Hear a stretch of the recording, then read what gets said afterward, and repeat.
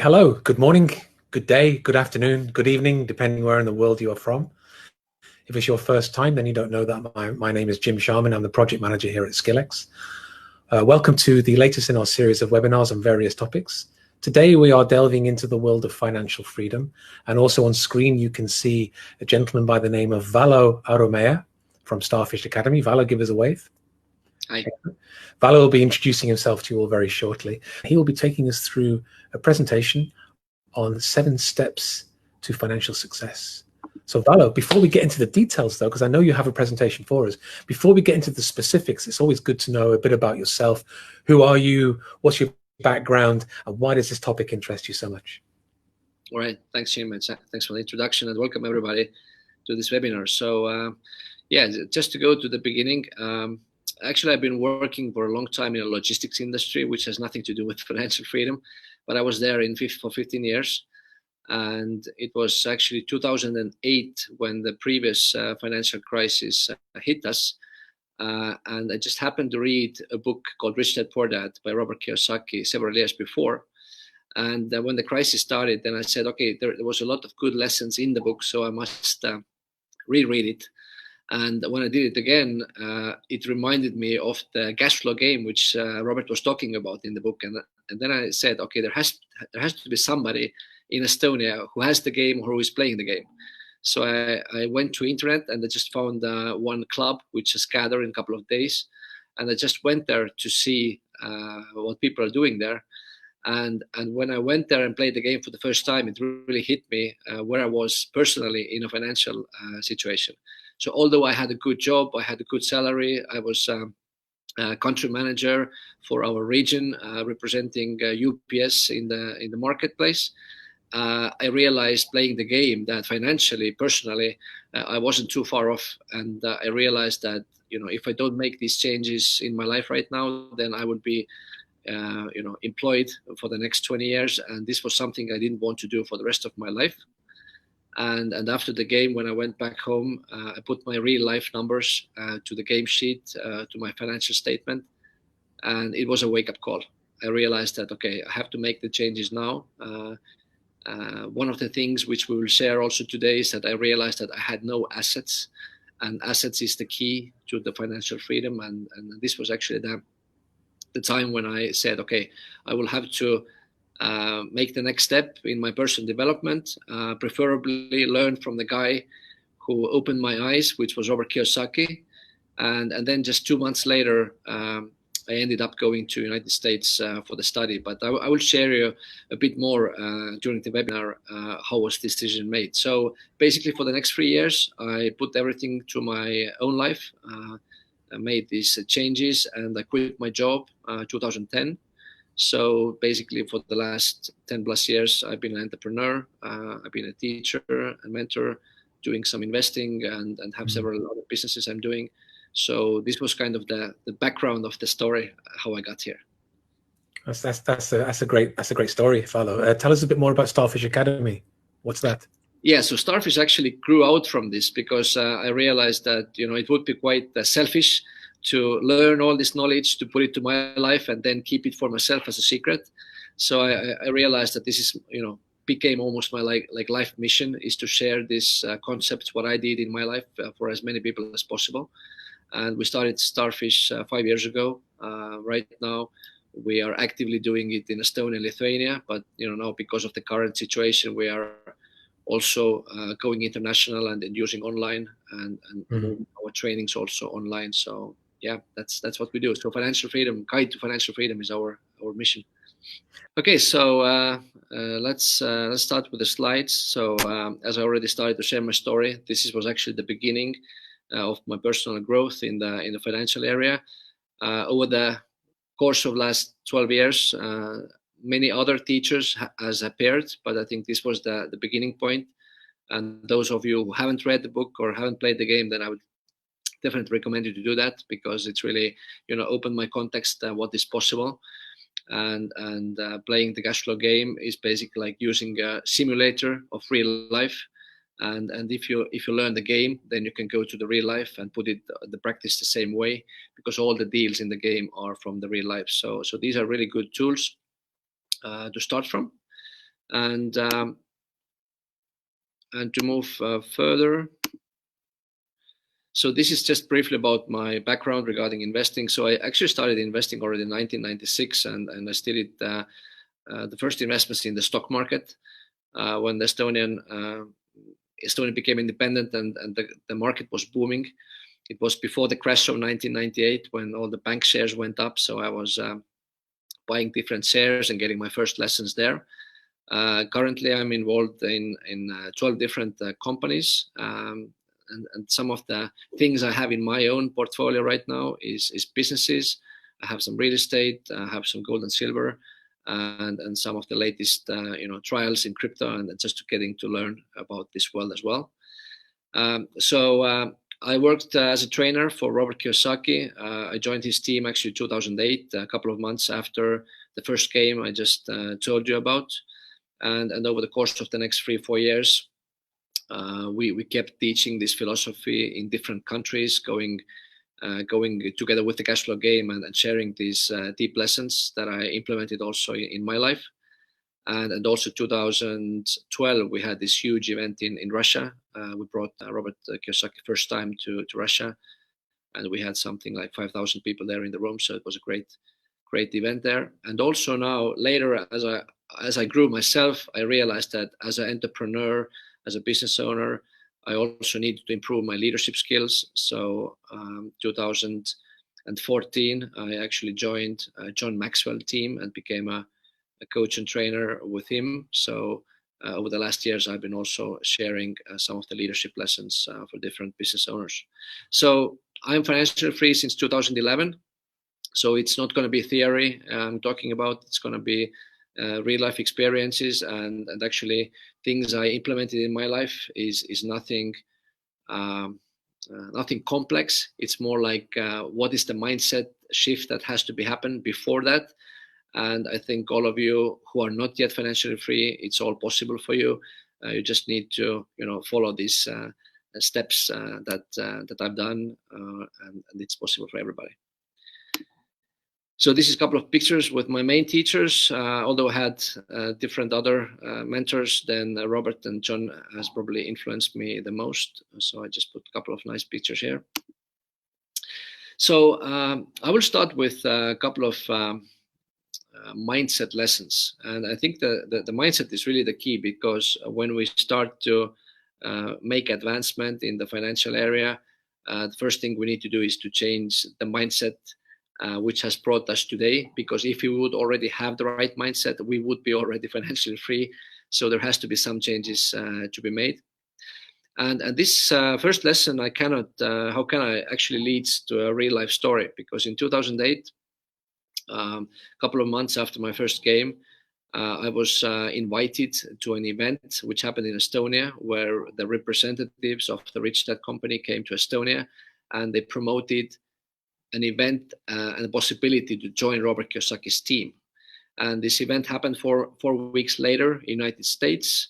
You had to, at this time, we had to make a visa, we had to buy the flight tickets, and it costed $10,000. And we had this nice event Saturday morning in a hotel. There was about 40 people in the room, and then they presented this opportunity. And I don't know how many of you have had this, feeling in your stomach that this is exactly what I need. So no matter what, I will find the solution. And I was this person at the room at that time. And I said that, okay, I don't have the money. I need to figure out how to make the time for that, but I definitely want to learn this. And this was the first lesson when I realized that rich and poor is not how much money do we have in our bank account. It actually starts with our mindset. Do we have a rich mindset or we have a poor mindset? And rich mindset is always looking for solutions. A poor mindset is always finding excuses. So as I was sitting in the room, there was actually eventually 38 people out of 40 who said, I cannot do it. Because they said, I don't have the money, I don't have the time, or some other excuses why at this moment they made the decision they cannot do that. And then there was 2 people in the room, one girl besides me, who said that, yeah, we don't have the money, but I want to do it, and I will start to find the solution. And that was the only difference between us, because nobody was prepared to make such a big investment when we arrived to this event. And after I went home from this event, it was a interesting coincidence that my mother actually was visiting me. She's living in Stockholm, Sweden, and this weekend she was visiting me and asked me, where did I go? And I said, we had this nice event, and I'm going to US for the first time in my life in 4 weeks. I don't know how I'm going to get there, but I'm definitely going. And then when she asked me, how much does it cost? And I told her the number. She said, are you sure you want to go? Because it's quite a big investment. And I said, Mom, I'm never in my life been so sure that this is exactly what I need in my life right now. And then she said, if you're so sure, and I know that when you make a decision, you make right decisions for yourself. If you're so sure, I will give you the money. And I didn't even expect her to have like 1/10 of the investment, not talking about the whole investment. And I had the solution in 2 hours because I had inside the feeling that I will find the solution. And it was a big surprise. It was probably the best decision I made in my life, because this decision changed the course of my life. And I believe it could have changed the course of many other people's lives, but it started from the lesson, I cannot versus how can I. So maybe this is something for you to also think about, how do you usually make decisions? Are you the one who is quickly finding the reason why you can't do it? Or you start always searching for solution, how can you do it? And sometimes it's not an easy solution. It's so much easier to say, I can't do it. It doesn't take any effort, but it takes a lot of effort to start to find the solution. And even over the next years, I realized that sometimes I had to make some tough decisions. But if you have the mindset that I will always find the solution, then you will always find the solution. So this was a big one. So I start with these mindset lessons because I think it really starts with this type of thinking. The second lesson is that over the course of last 10 plus years, I met so many people who say, I already know this information. I already read these books. I already played this game. I already understand what is passive income. But when I ask them, what have you done? Then most of them are not doing it, or they're saying they are planning to do it somewhere in the future. And usually it never happens. So there's a big difference between I know versus I do.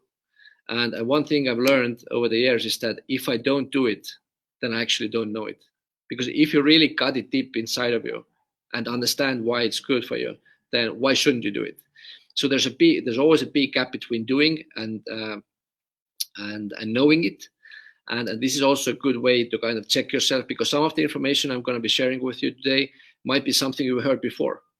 It doesn't have to be a new information, but the key is that how much of this information have you applied to your real life situation? And there's a big difference. So I always kind of personally avoid people who say, I know it all, because we can never know it all. And even, being around this financial education for such a long time, I would never say that I already know everything about financial education. I'm always learning. I'm always a student.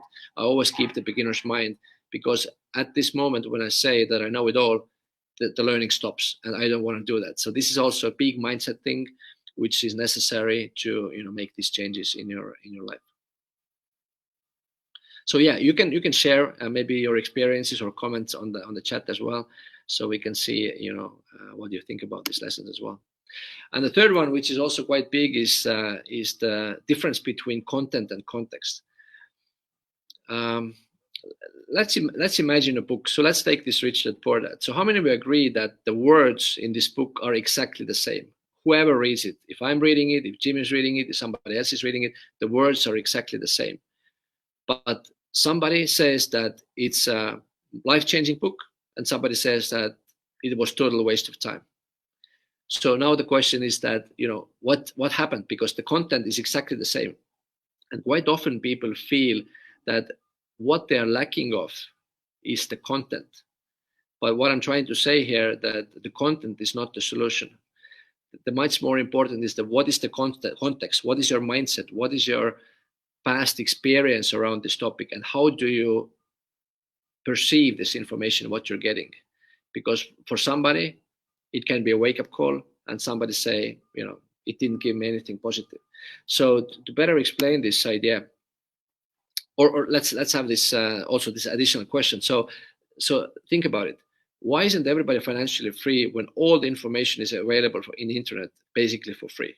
So whatever you want to find or you want to do, if you would search enough, you would probably find it in the internet and you could do it for free. But it's not the solution. The solution is not the information. So there must be something else. And the way to maybe explain it is to think about it like this. So imagine the content is let's say 100-liter water container, or let's say 25-gallon container in US, which contains all the important information that you need to make this change in your life. It can be financial, it can be health, it can be relationship, whatever you need, but everything contains in this 100-liter container. And then your context, your view of the world is as small as this water glass. So now the question is that, okay, what can I do that if I have this 200-milliliter water glass and a 100-liter container that contains all the information that I need? And sometimes in this glass, there's already some water in it, which is from the past, which is the conditioning from my childhood around money, finances, what my friends talked about it, what my family talked about it, what was taught in school. So I have all this, content which is already filled there. And sometimes to take this new information, I have to let go of the old information that I have, which means that I have to unlearn some of the stuff that I have already in my conscious mind and to fill in with a new one. But it doesn't help because the class is too small. So what I mean by context is that, okay, how big is the picture? What do you see? What is possible for you? So the only way to do that is start to expand your context, which means basically personal development and being open enough that there are other ways of doing things compared to what I've done so far. So basically, if I start to fill in this content to your glass, then quite quickly it starts to pour over. So the solution is not to stay the same and try to consume it in small portions, but the question, okay, how can I make my glass bigger? How can I see a bigger picture? So the solution is not how to do it. There's a lot of people who want this secret or this special knowledge and think that if I only get this secret, then everything in my life would change. But most of the cases, it's not the how to do it information. It's usually to understand why I do it and what's possible for me. And once I start to see a bigger picture, once I start to see myself as an entrepreneur, as an investor, and not trying to climb the corporate ladder, then you start to see a bigger picture. And once you start growing and learning, your glass gets bigger, and suddenly this content that starts to come in starts to make sense to you.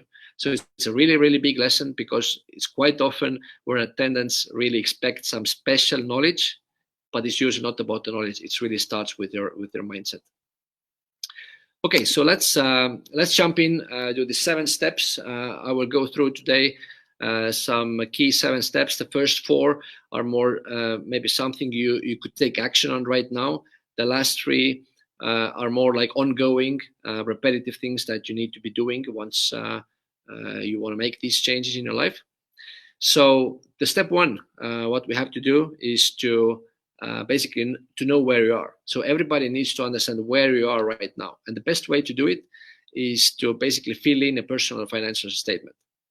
What I've seen over the years is that even people who are CPAs, accountants, auditors in their profession have never done personal financial statement. So those of you who already have done it in the past, I would really make an update, especially considering current economic situation, to understand where we are exactly right now. So to do that, there's a financial statement, and this is the report card once we leave school. Your banker doesn't ask your grades. It doesn't ask your grade point average, but they ask you, how does your financial statement look like? And it consists of 3 parts. It's income statement, balance sheet, and monthly cash flow. So let's go quickly through these 3. So income statement is basically your income and expenses. So to have a good understanding where you are, how much is coming in, how much is going out. So this is something you should fill in. The second part is the balance sheet. I would say that the income statement is something that some people actually do on a monthly basis. Balance sheet is something that rarely people do, because thinking about, okay, what are my assets and what are my liabilities? It's actually important to have this snapshot where we are today. and you really make it a simple definition, then assets are something that put money in your pocket, and liabilities are something that take money from your pocket. So let's say if you have a house and you have a mortgage in your house, then it's not an asset because it takes money from your pocket. Every month you pay money to the bank, every month you have utilities, and it's always a liability. So your house has to be there. And even if you pay the mortgage, it's still a liability because you have the upkeep of the house.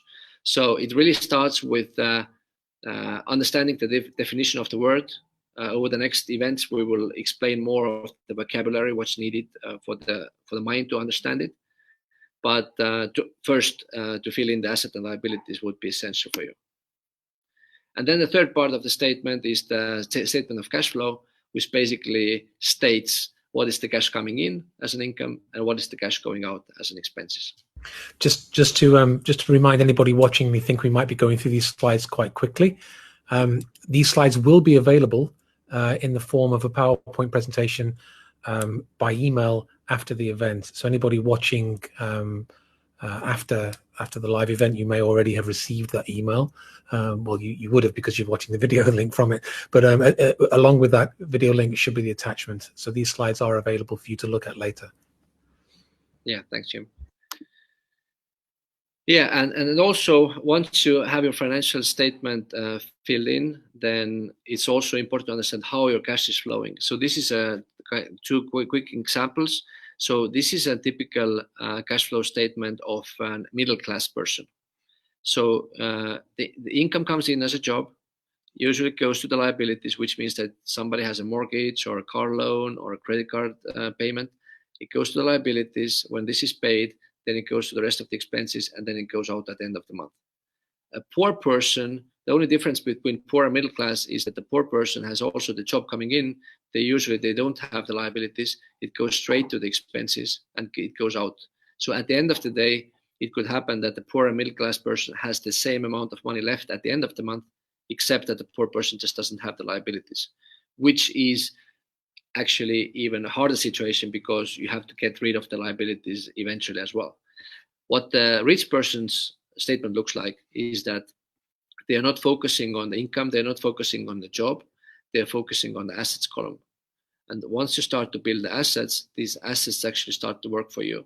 So instead of working for money, what is done here, you actually start to work for building assets, and there's a huge difference there.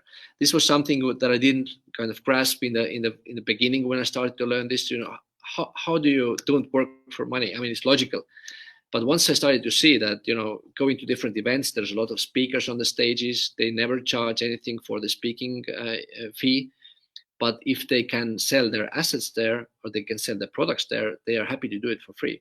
So this is really the step, and this was also the wake-up call for me personally. When I filled in my first personal statement, I realized that I have zero assets. I had a good income, I had a good liabilities, and eventually I was doing okay, but I had zero assets. So I wasn't actually getting closer to financial freedom. So this is really the key to understand that creating assets is the solution to financial freedom. So the action step for you today is actually after this webinar to get a clear and up-to-date snapshot of your personal financial statement, and we'll find out where you are today financially. So the best way to do that, we will send you a personal financial statement or a financial calculator where you can actually fill in the numbers.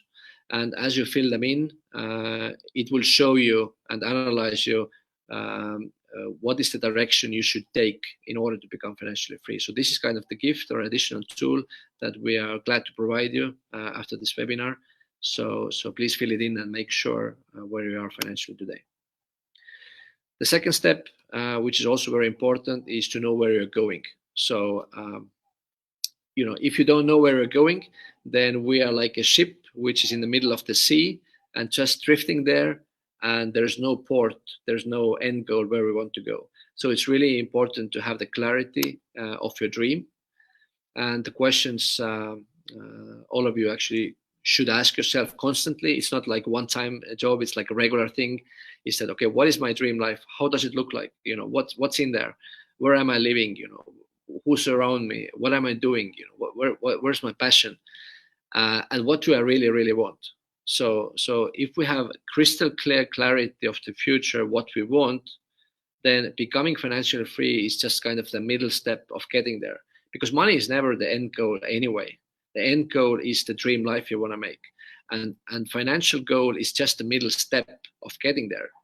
Because if we put everything, let's say, most of our time to have a day job and spending the whole week sitting in the work, then it doesn't allow us maybe to live the dream life that we want to do. So this is also a question to ask. Or another way to ask it, okay, what is my horizon? What are my hopes, dreams, intentions for the future? I found this great definition. This is actually done by John Maxwell, who said it, that the dream is an inspired picture of the future. So it has to be a picture. You have to see it clearly in your mind. It energizes your mind, will, and emotions. So it really makes you, want to do it, and empowering you to do everything you can to achieve it. So there's no question about it, because this is a definite goal you're going to, and it gives you also the motivation and the why to start to make these financial changes. Because sometimes these changes are quite deep changes, and they're quite emotional changes. And if the why is not clear enough, or the end goal is not clear enough, it's so easy to get these obstacles on the way, and sometimes even let go of the path of the financial freedom. Jack Canfield said that you are not given a dream unless you have the capacity to fulfill it. So if you can already dream it, it means that it's already meant for you. Otherwise, you wouldn't even dream about it. So if it's already meant to you, it means that you're not there yet, but at least you have the capacity to get it there. So now the question is that, am I committed enough to stay on the path and start going to this direction?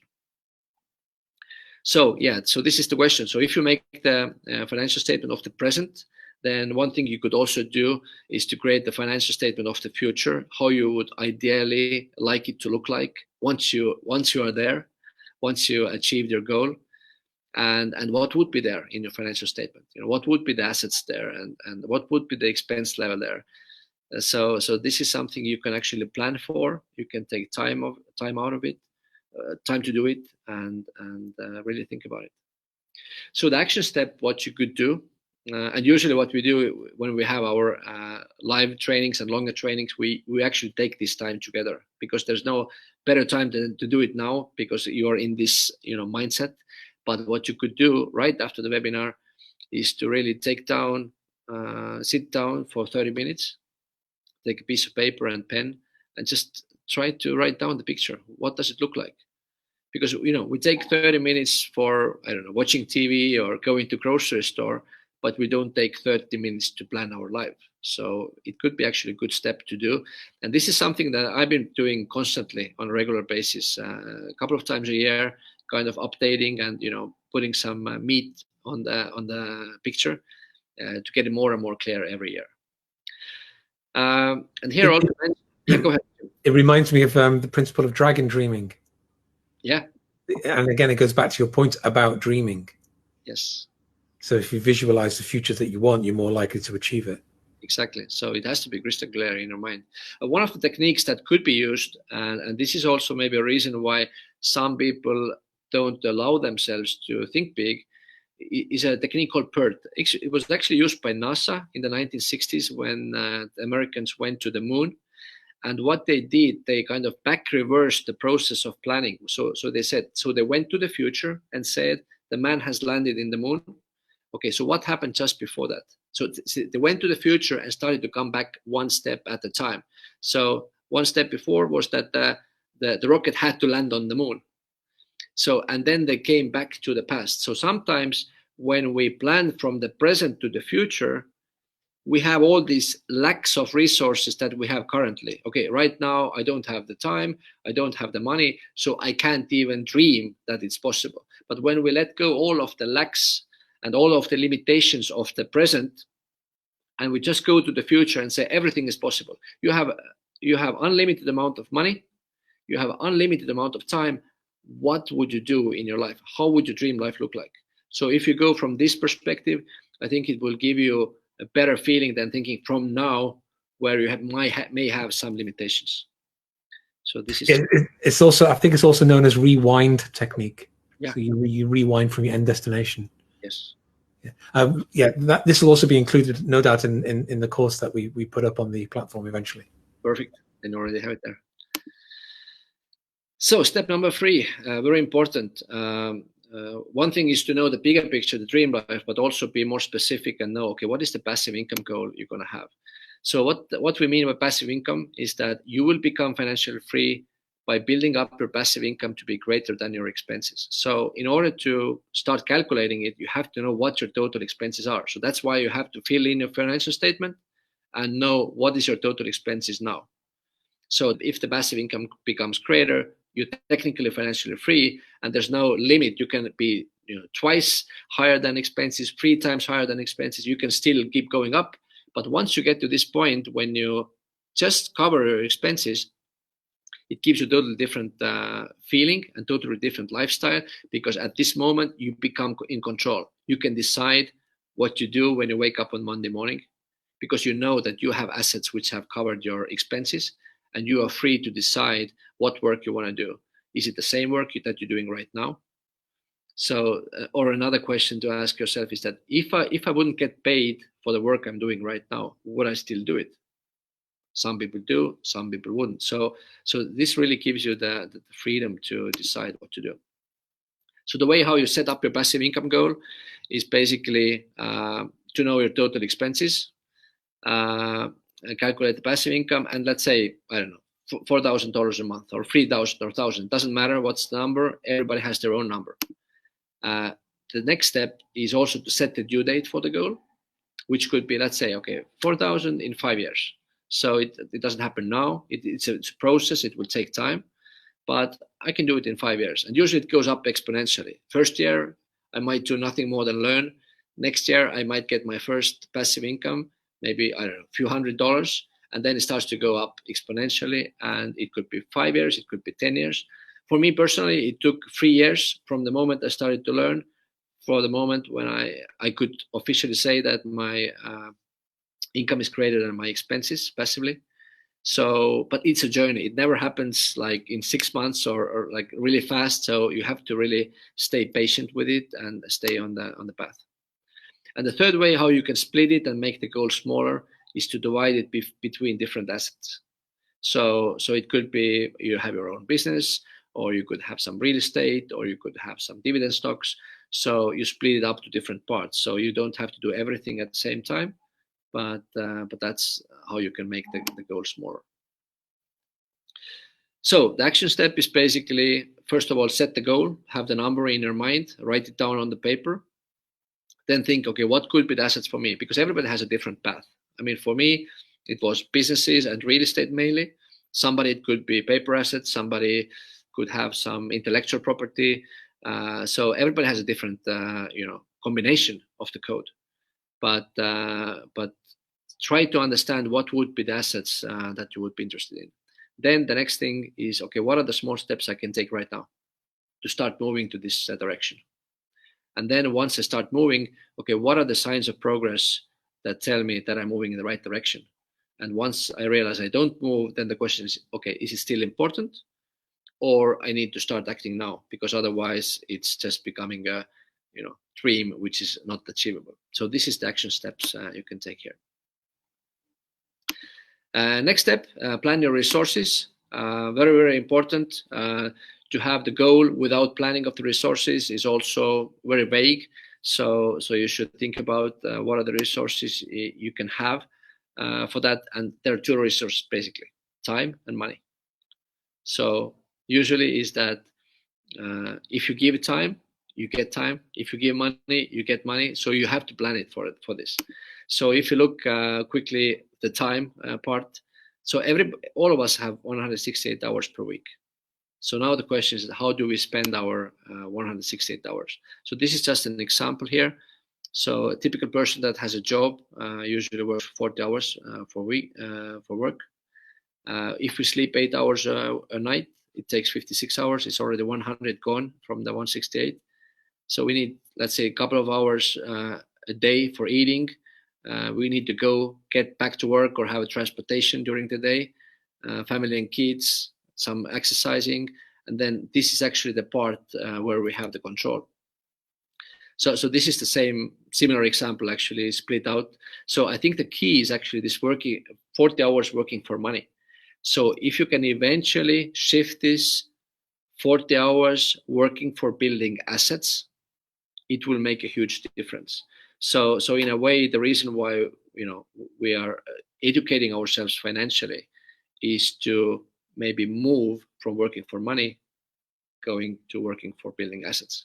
And if you think about time and money, time is a limited resource, which means that it will eventually run out for everybody. Do we like it or not? It will be a day when we don't have the time anymore. While the money is totally unlimited resource. I mean, the central banks are printing it from the printing machine. It's totally unlimited resource.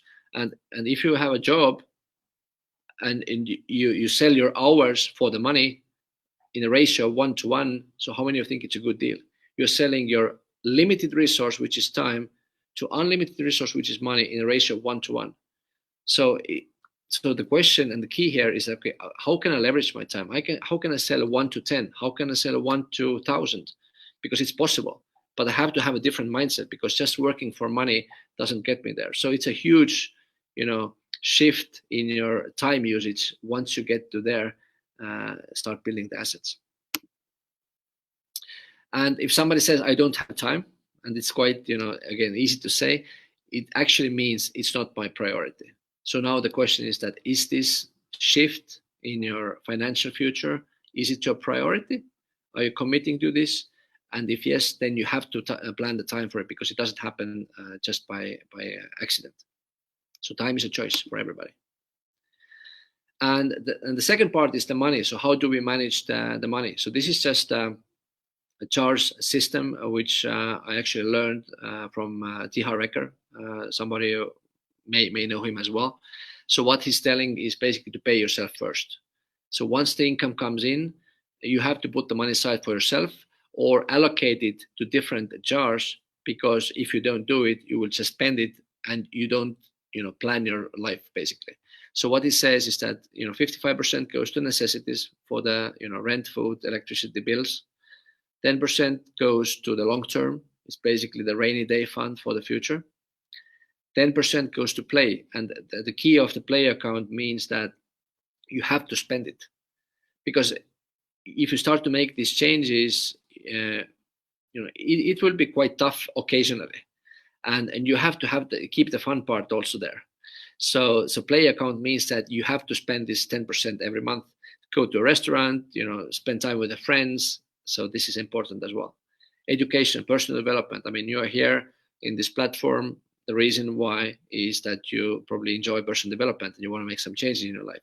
So you have to allocate this money beforehand to continue doing that. Financial freedom account is basically your investment account. You already start to put the money aside even before you start investing, because you need to have the seed capital for the future. And also the give account, which is basically the tithing, the charitable donations, because everything what you give, you will get back. And if you give money, you also get money back. So this is kind of the mindset thing you need to have as well. So the action step is to start planning time and money towards your passive income goal. If you don't do that, it will be just stay as a goal, which is very hard to get. So the question is like, okay, what are the habits I'm going to change in my weekly schedule? How much time will I take for learning this? How much money will I put aside to make some changes there? And use some kind of a way of paying yourself first. I mean, this was like one of the ways. There are actually multiple ways how you can do that. But paying yourself first definitely is a good idea, what everybody should do. So moving on. So basically, this is the idea. You set the goal, you make the plan, and you get to action, you get to work. And then you stick to it. Because it's so easy. There will be definite obstacles on the way. There will be some mistakes on the way. But when you have this goal clear enough why you're doing it, it will stay, you will keep on the course. and I've been in this course for quite a while, and it's always worth it once you stay on the course and you don't quit. And now we come to the second part, the 3 steps that are differentiated between mindset and how did you describe it earlier to me? Yeah, well, this is actually the kind of repeating part, which you will always keep doing. It's almost like a lifelong activity. So the first 4 lessons was more like, okay, where am I today? Do I have a goal? Do I have a clarity for the future? And am I planning resources to make these changes? Now, when I say I will do it, I want to do it, then now there is the time to start learning it, because there will be some lessons, there will be some mindset changes, there will be some vocabulary that you need to learn to start making these changes. So learning is a really big part of it. And this is like from real experience. I mean, investing in self-education has the highest ROI of any investment. So I think this 10,000 that I invested 2008 to going to US to this Robert Kiyosaki training has paid me dividends over the last 10 years, multiple times. So I think it's the same for everybody. And as you start to see the benefits of self-education, you will actually start to invest more to your self-education, because it will pay always the dividends. Now, learning without applying is also nonsense. And there's a lot of people who just learn, and do nothing. So those people, somebody called it, I think Robert said it, they call them seminar junkies. So seminar junkie is somebody going from seminar to a seminar and applying nothing. So this is definitely that I don't want you to do that as well. So application is really the key. So what I did is basically learned and start in small pieces, start to apply these things in the real life. I can testify to that, Vallo, by saying that in my experience as a trainer, I would always say to people in my training environments that the learning is only the first part. The actual application is the important bit. So the real learning starts once you leave this room, once you leave this seminar, once you leave this webinar, and you go out there and you actually practice what you've learned. And if you don't practice it, what's the point in being there? Exactly. And actually there's a study which backs it up, is that how do we remember the information after 2 weeks? So if we just keep it passive, if we just listen and do nothing, then everything what we read and what we hear, we just stick 10 to 20% after 2 weeks. This was actually done study already in 1969 by a guy called Edgar Dale, which realized that the way how we learn actually in school quite often is reading and hearing words, and we just remember 10 to 20% of it. But what's 90% of it is that simulating the real experience, playing the games, like for example, like a cash flow game, just simulate the real life. It's like airline pilot going to a simulator and learning to fly the aircraft in the simulator before going to the real life.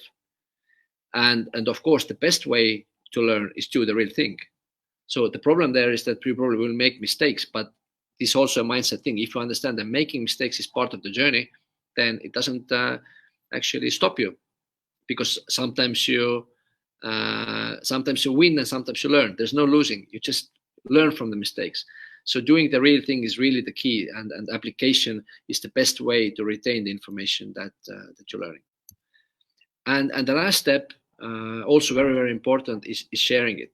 I mean, sharing what you learned, share your small steps, what you did with your friends, with a close family.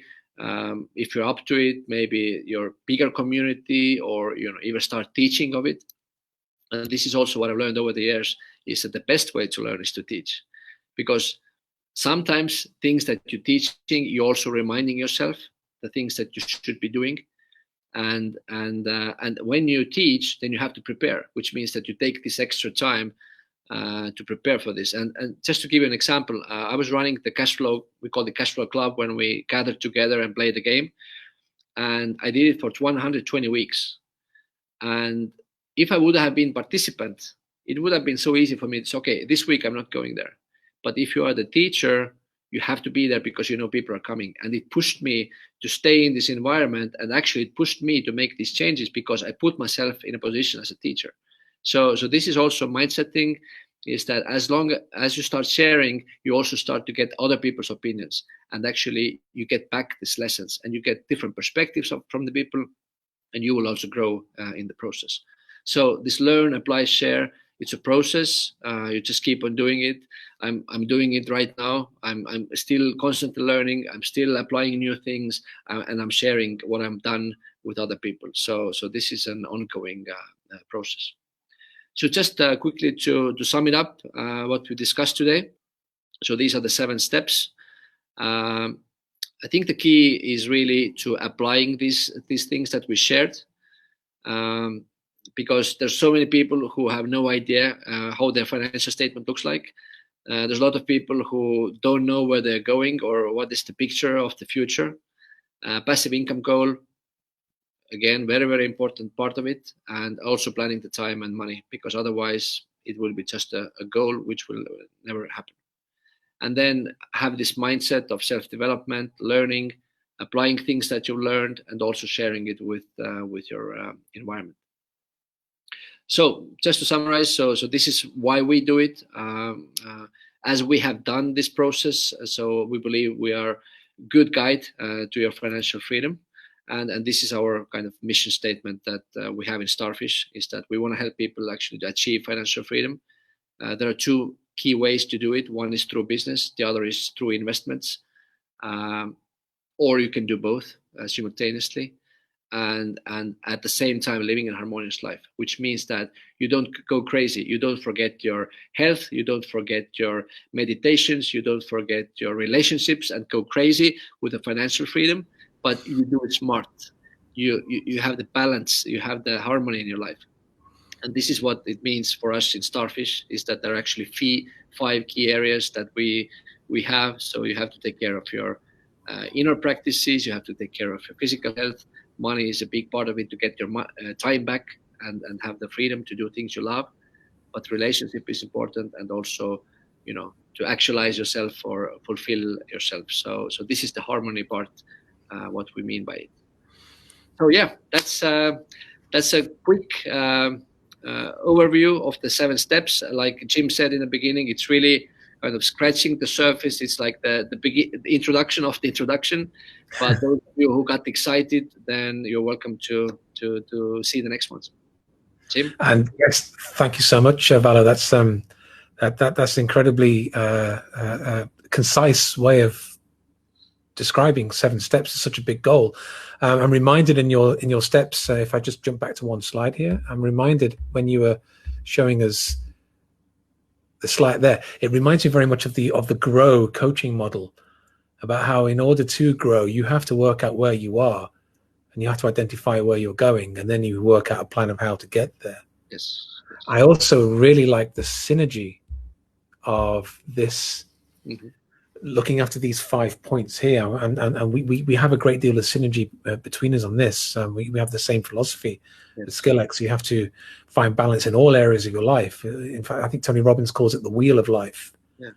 And you can identify any one of these 5 areas, or any 1 or 2 or 3 of these 5 areas where you can't score 10 out of 10, and that's where the wheel will bump, and that's where you focus your time and energy. Yeah, and like you see in the picture, it's like an infinite. It's all connected. You can't say that money is more important than anything else. Everything is important. So how can you keep all the 5 things or 8 things or 12 things, in your focus on a daily basis? So already I see a few comments coming. Alison's very, very appreciative. Says awesome training. In case you can't see these comments, Vallo, I'm reading them to you.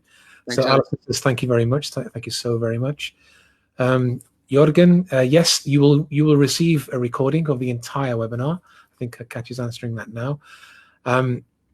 Yes, Katja has also said that slides and personal financial statement template will be sent out after the webinar. Jorgen says thank you for sharing your knowledge. He's from the Netherlands, so graag gedaan. Thank you. Kina said she plays too much. Kina, is that a male or a female name? It's a she. She, okay, so she says she plays too much. So maybe you can give us some advice on how to play less. As usual, in the final part of these webinars, we want to throw this open to questions. So please feel free to drop your questions into the text here. I am picking them up, and I'm going to switch now to the Q&A mode and see what questions I can select. So Kine did have a question here. How to take off the pressure that is created by my dreams and goals that seem too unreal?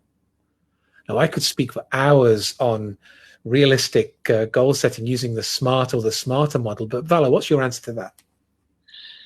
Yeah, I mean, I think you partly answered it, but yeah, I think it has to be, specific and measurable, but at the same time, I would still allow, some creativity and maybe some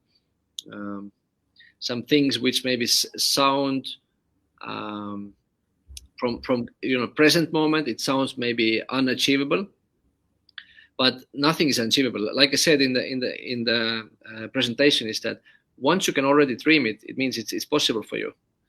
And now it means that you have to become practical. You have to say, okay, what can I do now to start to make this happen? Because once it just stays a dream, and you don't take any small steps now towards this and start measure that you start to move there, then maybe that's the reason. So I would take this big dream, maybe split it to different parts, and then say, okay, what can I do? Let's take this first part. Okay, what are the 3 things I can do today? Who do I need to call? What do I need to do? A really small step, which means that it doesn't take you too much effort. And then if you start to, on a weekly or a monthly basis, kind of to check, did I make any progress during this month? Then this measurable, part is really the key, that it's just not a vague dream for the future. Jim, you want to add something? Yes, there's another goal setting methodology I know of called FAST, which has a stage in there where you do track, no matter how small the progress is. If you can't see it, then you don't feel it. And if you can see and feel it, then that goal seems less unreal at the end. And I'm also reminded when you're speaking about the old adage of how do you eat an elephant? The best way to eat an elephant is one mouthful at a time. Because it seems too big to consume, but if you break it down to small pieces, then it's easier to digest. So, and quick comment maybe. I remember once I went to hiking in the mountains. We woke up like 7 o'clock in the morning, and my friend said, "Okay, we're going to this, 3-kilometer high mountain." It sounded like impossible, but then what you do, you just take one step in front of each other, and then suddenly in 4 hours you're in the top of the mountain. But it just took you like one step at a time, and that's it. And anthropologists, by the way, describe walking or stepping, taking steps as a series of controlled falls. And I love your statement earlier about how making mistakes is part of the learning process. Another question, Vallo. We have a question here from Akif. When planning to start a small business, is there some % of income or savings that is okay to put aside and spend for building that business? Any advice on that? Let me make sure that I understand the question right. So when planning to start a small business, so do you mean putting money aside from the business or before you start the business? Okay, well, maybe Akif can respond to that in the chat. Maybe if I understand you correctly, then what you mean is that if you start to put personally something money aside, then it would be the same financial freedom account or an investment account, because business is nothing more than an investment. So if you take your current personal income, then I would start putting this 10% to your financial freedom or investment account, which actually could be allocated later on to your business. And as your income starts to grow, then I would say that the necessities should start to go lower, and the investing to financial freedom account should start to go higher. It can be up to 50%, but you start with 10%, not to make it too hard for yourself. Okay, excellent. Thank you, Vallo. Akiva is just typing. I'll come. She says thank you. Great, excellent. I was going to go back to find another question for you.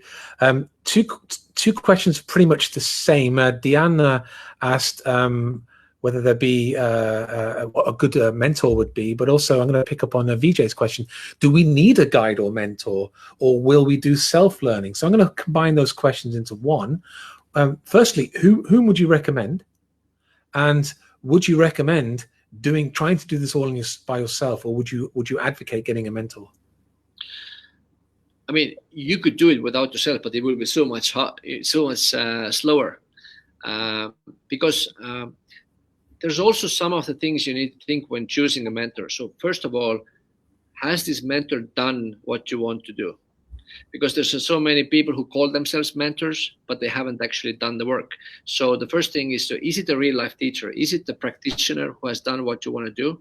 And if it is, then it will definitely make the journey faster for you. Because, I think if you want to, let's say if you take these 5 areas of life and we want to grow in all of them 5, we don't have enough time in our lifetime to experience and make a mistake and learn, make a mistake and learn all by ourselves. So personally, I would definitely go for a mentor that you look up to, that you like the style of it. The reason why I actually liked so much Robert Kiyosaki was that his message was simple and clear. He didn't put difficult words there, but he tried to explain the things in a really simple way. And that's how I'm as well. I like to put things simple. And if somebody would have talked it as a very complex language, I probably would have picked another mentor. So definitely it will help, because they will show you the path, they will show you the steps, they can be the guide, and it will be just so much faster. Self-learning, you have to do your part of it. The mentor doesn't do the work, so you have to do the daily things for that. So it's actually a combination of having a good mentor that you enjoy, and then also doing the work for yourself, which is the self-learning. You do the work. I also like the way you started your answer by saying that look for a mentor who has done what you want to do. Diana has clarified slightly her questions. I'm going to publish it now. Would you recommend a mentor for international SaaS business? To be honest with you, I'm not specific about the SaaS business. So can you specify this? Okay, we'll see what comes back in the chat. In the meantime, I'll see what other questions are outstanding. Just 1 second, Vallo. But software as a service. Sorry? Software as a service. I would basically look for a mentor who you look up to. Who is the business owner who has done in this SaaS business what you want to do, and I would just approach them, because sometimes we think that those mentors, they're all very busy, but you would be surprised how many of them are actually willing to help those people who ask the question. So I would definitely find or make the list of the potential mentors that you see, and then approaching it. And also when you're choosing a mentor, there are two things what you should think about. One is that, okay, what is the value I could offer to him? What is the benefit that I could actually give him? And the second thing from the mentor's perspective is that, is this a person I'm mentoring? Is it a river or is it a reservoir? Which means that, are you a solo person or do you have a team behind you? And if you have a team behind you and you will pass on the message, then the mentor will be much more interested to mentor you. So I think these two things would be key to understand. But I think you just have to pick yourself the person you like and just approach him. Thank you. And by the way, Kina has thanked you, or I'm sorry, Diana has thanked you for the answer. But Kina has come up with something interesting here. Kina says that she understands, but needs to get to the top of the mountain. Earlier on, a comment from Kina was that she felt she's been going backwards over the last 4 years. So how can we help her go forwards? Yeah, I would say, Kina, it's a trial and error. I mean, it took me several years to understand, what is the mountain I want to climb. And then eventually you will figure it out, and it's hard to push it. Sometimes you climb wrong mountains and then you come back and then try again. But it's really the clarity of the dream. I mean, you have to understand what do you really, really want, and your question suggests that you don't know it yet. And then I would still keep on searching, keep on asking these questions and trying to get more clear. Okay, where am I good at? What are the things I would do even if I don't get paid? So there could be some signs there, which means that, let's say, what is your hobby? What are the things that you love to do anyway? And how can I turn it, into a possibility, into a business, into helping others, into sharing experiences from my life? Well, that's interesting, Vallo, because we had a webinar a couple of weeks ago about setting up your own successful business, and one of the questions that came in, so what should I do with my life? And it was such a broad question that we tried to help the participant with narrowing it down. And I think it was Ivana McCann who said, so what do you enjoy? What are you good at? Yeah. And the response was nothing. And if you don't have the answer to that question, then that's your starting point. Let me share a quick story. Please. We were in one of the Robert Kiyosaki events in the United States, and we had this kind of interesting exercise where the participants in the room had to exchange value. The rule of the game was that we can't use money, but we can exchange value. So then everybody had to come up with something and write it on the paper. And then some young guy, was like 25 years old, stood up and said that, sorry guys, I don't have anything to put there. Then the speaker asked from the stage, okay, tell me, what can you do? And then the guy said, I think the only thing I can do, I can maybe cook. Mm-hmm. Okay, tell me, what can you cook? I can cook, I can do sushi. Okay, good. Would you be able to make a sushi for a group of 30 people? I said, yeah, sure, no problem. Okay, how many of you in the room would be interested that this guy would come to your place, to your party, and make sushi for 30 people? 200 people raised their hand. You don't know what is the perceived value of the skill that you have. And that's the thing, because you don't have the feedback mechanism to understand that what is that I have and that I know that would be actually valuable for other people. So this was a great example that he possessed something that could have been valuable, but he didn't understand it. Excellent. That's a great example. Thank you, Vallo. Kina, I really hope that's helped you. In the meantime, I'm just going to jump across to Yerson, who has asked 2 questions. It's clarified a question from earlier. So let me see if, Kino says thank you. Palon. Let me see if we can put Yerson's question up here. To acquire the discipline of distributing my income, is the income important, or can I do it from the first $1 USD? Income is absolutely no important. It doesn't matter. It can be $100. It can be $1,000. It's totally insignificant, because, even if you put 10% from 100, it's the same than taking 10% from 1,000. You can still live on the rest of the 900 or rest of the 90 because you don't have much anyway. And the follow-up question, Vallo, is how do I remind myself that I first pay myself? Probably the best way is just to set up the accounts. I would really recommend, now with online banking, it's so much easier. What I did is basically I set up, if you took this example, 7 different accounts. One is income account. And when the money comes in only to this income account, it gets distributed right away to other 6 accounts. And then once you do the distribution, let's say once a month or twice a month, then you will just leave on the accounts that are there. So you know that you have only, let's say, 1,000, you split it up. So you know that you have 550 for the necessities. So now the question is that, okay, if I run out of the necessities, so maybe it means that my expenses are too high. So to put it another way, the model of having an income, taking off the expenses, and hopefully having something left does not work. What works is that having an income, taking the money already or taking the profit first, and then trying to leave off the expenses which are left. It actually, activates your mind to think also, okay, why can't I live on this 55%? I should actually. So maybe I need to cut down something, or I need to increase my income. So basically what I would really recommend to do is really set up physically these online bank accounts. And once the money comes in, you just distribute it. The income account comes 0, and the money is distributed by the percentages on these accounts. And then you start live off these 6 accounts exactly as you distribute them. Thank you, Vallo. Yes, and I hope that helps you. There's a very broad question coming from Sagar, which I just want to touch upon. I'll publish it. How can this knowledge be applied, or how should this knowledge be applied in India?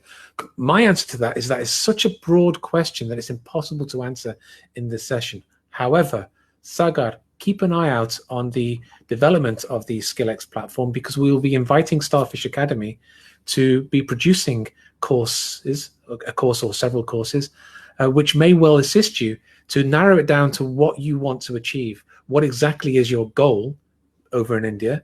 and then you can make it very specific to your circumstances. Vallo, would you agree? Yeah, I would totally agree, and I would still say that I understand the circumstances may be very different in India than in, I don't know, in Estonia or United States, but I would say that these principles are universal. Yeah. Just may, you know, adjust it a little bit or a little bit look at the circumstances there, but I would say that 99% of the principles still work in India as well. Indeed, and that's like I was saying, he wants financial independence, don't we all? That's exactly why we're here. So again, we're just scratching the surface. So this could be the start of your journey, Sogard. And Yersin has said, thank you very much for such an important explanation, quite clear, and thank you for answering the questions. Greetings from Colombia. De nada, señor. So I will just come back to, I think it's probably going to be the last question, unless any more come in. Kino's asked one that I was going to ask, which is great.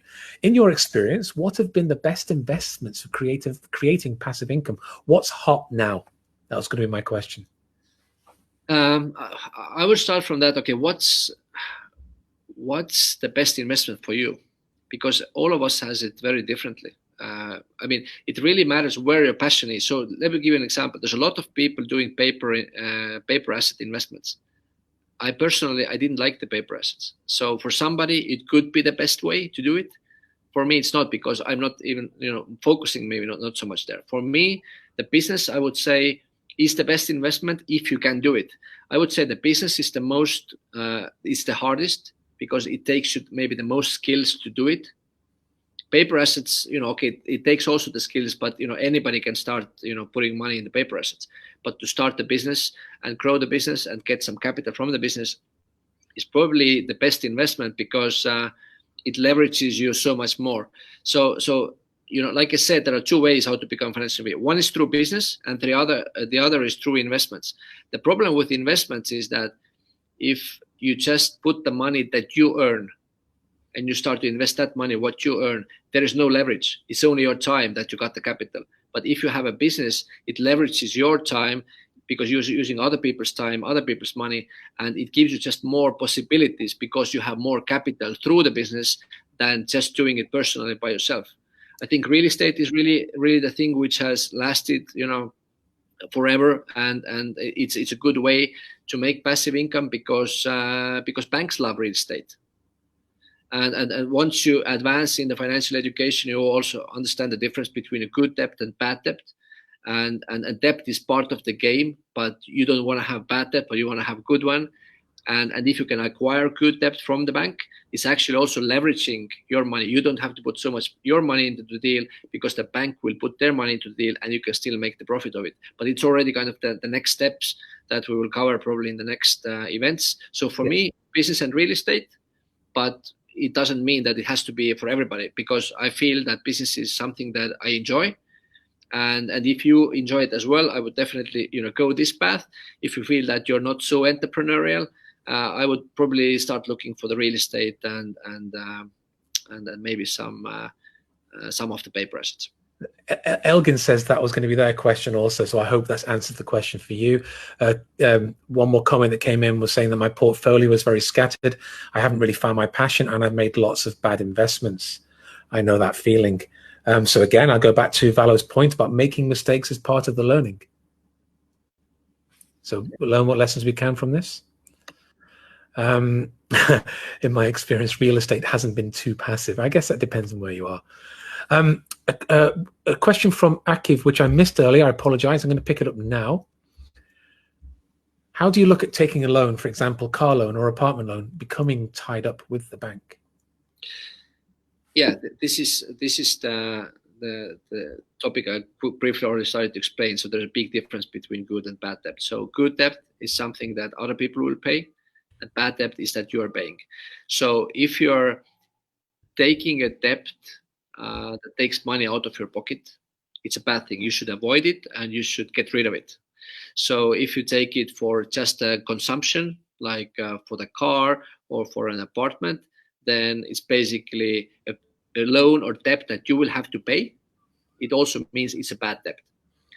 If you take a debt where you, let's say, take it to buy the real estate and you rent out the apartment, and your tenants will start to pay for an apartment, they will also start to pay your debt. So it's a good debt. because you don't have to pay it. So there's a big difference between these two things. And what I've learned over the 10 years is that sometimes the solution is 180 degrees opposite what we think they are. Most of the people try to get out of the debt.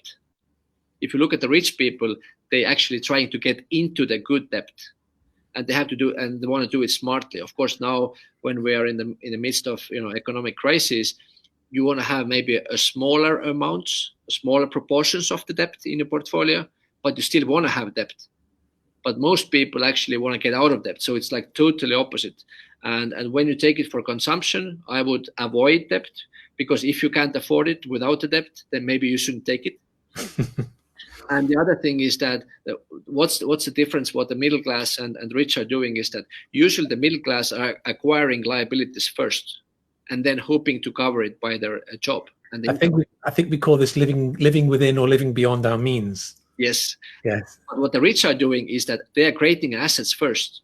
And if you can't create the assets, then you can't take the liability. So the assets have to pay for the liabilities. So this is it's another kind of mindset thing, is that you start to create assets, and then when you have enough assets, then you can start to take liabilities. But usually people have no assets and they already have liabilities, and then once they lose the job, then they have this huge, burden that they need to carry, and then they put themselves even in a more difficult situation. Excellent. Thank you, Vallo. Akiva, I hope that's answered your question. I haven't seen any more questions coming in. If I've missed them, I apologize, but I'm also conscious of time. It's an hour and 15 since we started, and I think this has been one of our most lively webinars yet. It's certainly a subject which gets people's imaginations fired up. Vallo, it sounds like you have some potential clients in this list already. So people, I would just say to you, Alison, yes, we are very much looking forward to increasing the range of topics that we cover on the Skillex platform. Keep your eyes peeled. There'll be stuff happening over the summer for this. We know that Vallo will be back. We will be working with you quite closely. I'm very grateful for what you've covered today. You've also opened my eyes a little about this concept of good debt and bad debt. And I know that my own wheel of life has got a big bump in it when it comes to finances. So we'll be having a conversation, I'm sure, about that. Lots of people have been thanking you for the material that you've covered today. It's a very appreciative audience. Thank you very much. If you're watching this in the recording and you haven't been able to participate live, let us know what you think. Let us know what you think about the topics that we're covering. Is there something that we're not covering that you want us to cover? And so we're going to be coming back with more webinars on the financial freedom vertical, probably in August and September. But just to say thank you very much, Vallo, for today. Very grateful indeed. We will make sure everybody receives the information. Events coming up. Yes, Kina, there will be another webinar in a couple of weeks. We'll be kicking off July, which is known globally as the Plastic Free Month. So Plastic Free July, we'll be revisiting the green living vertical, and I'll be introducing you to one of the project leads in the organization called Break Free from Plastic. So that's one that's coming up. There's another event coming up where we'll be talking about personal growth, love and relationships, and health and well-being with an excellent contact that I've made in Canada who will be able to cover all three verticals. So plenty happening, lots happening. And Vallo, we look forward very much to welcoming you back. And I would leave you with the final words. So one final piece of advice to everybody watching. Yeah, I would say the key is really to make a decision if you want to make this change or not, because it's so easy to use the words and say, I want to be financially free. And it's so much tougher to really do it and to commit to it and to really decide that, okay, this is the path I'm going to take, and whatever it takes, I will learn. One of the really good definitions of the word focus that I heard was that follow one course until successful. And this was also the mindset, say, okay, I will focus on the financial freedom and I will follow one course until I get financially free, and I will not stop. And I think this is the key. And it really starts with a decision in your mind. So once you make this decision that this is I want, and I will take whatever obstacle comes to my way, I will keep going. It doesn't matter if it takes me 3 years or 5 years or 10 years, but it will be worth it. It will be worth it to wake up one morning and do whatever you like to do in your life, and you don't have to worry about the financial stress. So I think it really starts with you. It starts with your mindset. Yes. And, just do it. And if you are, then welcome to the journey, and we'll be glad to be your guide. Thanks. So just do it as a bit of a mantra. And since we're in Estonia, and since you're Estonian, and since Kina has been talking about unconditional commitment in Estonian, I'll teach you all a phrase now. Teeme ära. Let's do it. That's right. So thank you very much, Vallo. And thank you, everybody, for joining us. Thank you for your comments. Thank you for your involvement. VJ Frank asks about upcoming webinars. Yes, we will be publishing them very shortly. So thank you all for joining us. Have a wonderful remainder of your day, whatever you're doing, wherever you are in the world. Stay safe, stay healthy, and get financially free. Thank you. Thanks.